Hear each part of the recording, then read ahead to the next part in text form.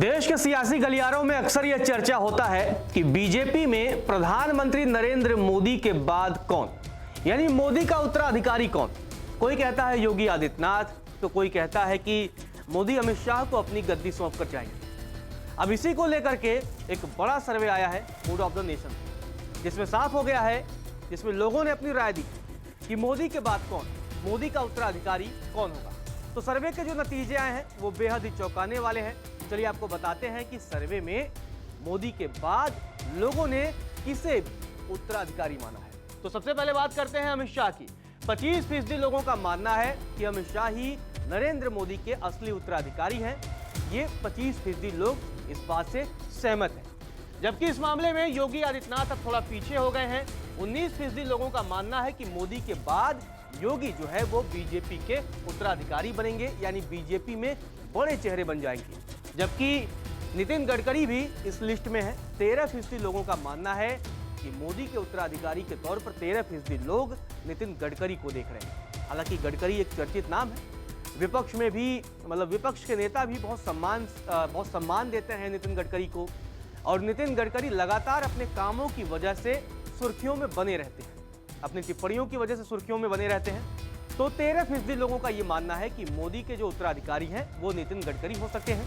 जबकि रक्षा मंत्री राजनाथ सिंह के समर्थन में 5% लोग हैं, और 5% लोगों का यह मानना है कि मोदी के उत्तराधिकारी जो है राजनाथ सिंह हो सकते हैं। हालांकि अब राजनाथ सिंह पहली जो मोदी की सरकार थी उसमें वो गृह मंत्री थे, उसके बाद दूसरी और अब तीसरी सरकार में वो रक्षा मंत्री हैं। अब राजनाथ सिंह अपना सियासी ग्राफ कितना आगे बढ़ा पाते हैं मोदी के बाद, ये देखना जरा दिलचस्प होगा। हालांकि अब राजनाथ के साथ भी धीरे धीरे एज फैक्टर आएगा, तो क्या उस एज फैक्टर की वजह से राजनाथ पीछे रह जाएंगे या आगे जाएंगे, ये भी एक बड़ा सवाल है। इसके बाद नंबर आता है शिवराज सिंह चौहान का।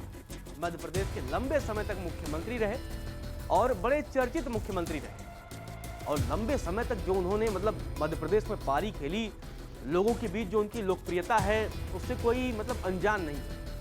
हालांकि पिछले साल मुख्यमंत्री पद से उनको हटा करके और अब प्रधानमंत्री नरेंद्र मोदी ने उन्हें अपने कैबिनेट में कृषि मंत्री बना दिया है, और शिवराज सिंह चौहान लगातार केंद्र में आने के बाद भी सुर्खियों में बने हुए हैं।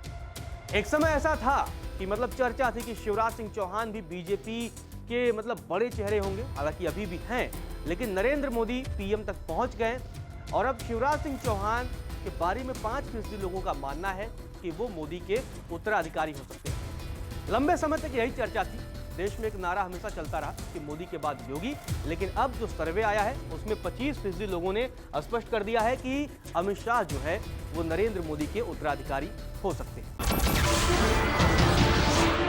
नमस्कार, मैं हूं मानक गुप्ता।